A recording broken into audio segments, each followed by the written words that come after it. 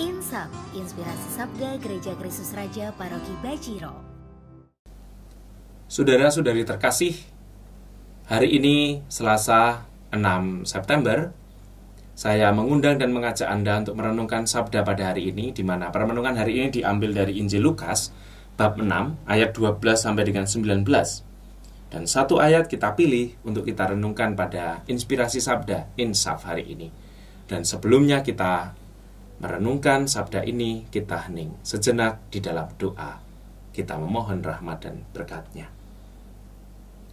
Dalam nama Bapa dan Putra dan Roh Kudus, amin. Tuhan yang Maha Kasih, kami bersyukur atas hidup ini. Semoga dalam hidup ini kami mengisinya dengan permenungan sabda-Mu, yang akan meneguhkan dan peziarah kami sebagai murid-murid-Mu, demi Kristus Tuhan dan pengantara kami. Amin. Tuhan bersamamu dan bersama roh-Mu. Inilah Injil Lukas bab 6 ayat 12 sampai dengan 19. Satu ayat yang kita renungkan berbunyi demikian.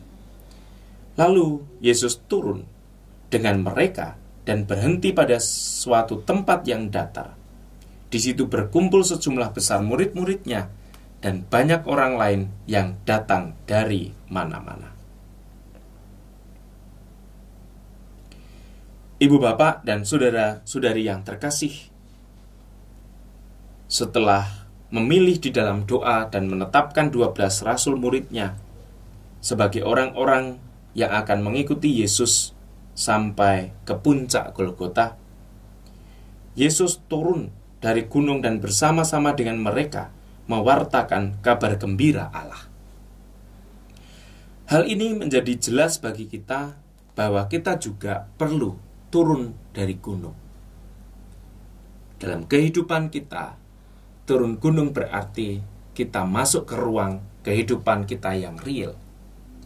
Ketika kita naik gunung, kita berdoa, menepi, itu saat dimana kita merefleksikan kehidupan kita. Dan saat turun gunung, kita kembali ke realitas kehidupan kita. Yesus tidak pernah melepaskan para murid selama Ia memilih dan menetapkan mereka untuk terus-menerus mengajar mereka tentang hakikat kerajaan Allah.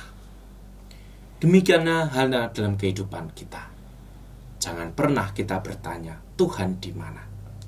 Ketika kita turun gunung dan tinggal bersama dengan orang-orang dalam kesibukan dan seluruh karya kita.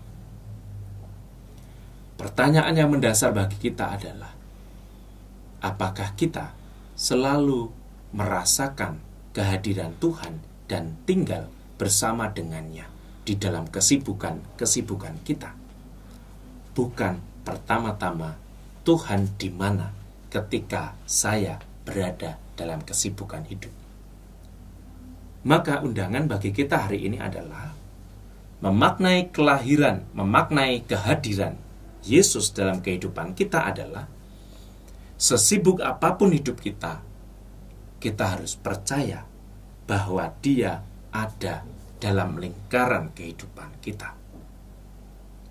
Ketika kita berada dalam kebimbangan, keraguan untuk mengambil keputusan, saat itulah seperti halnya Yesus yang memilih para rasul-Nya. Ia selalu menyertai mereka. Rasakan penyertaannya melalui ketenangan, keheningan, dan di dalam doa untuk berani mengambil keputusan-keputusan di dalam kesibukan demi kesibukan hidup kita. Di saat itulah kita belajar menjadi murid-Nya. Maka mari kita mohon berkat dan rahmat. Semoga dalam kesibukan kita hari ini, Tuhan senantiasa punya tempat di dalam hidup dan ruang waktu kita.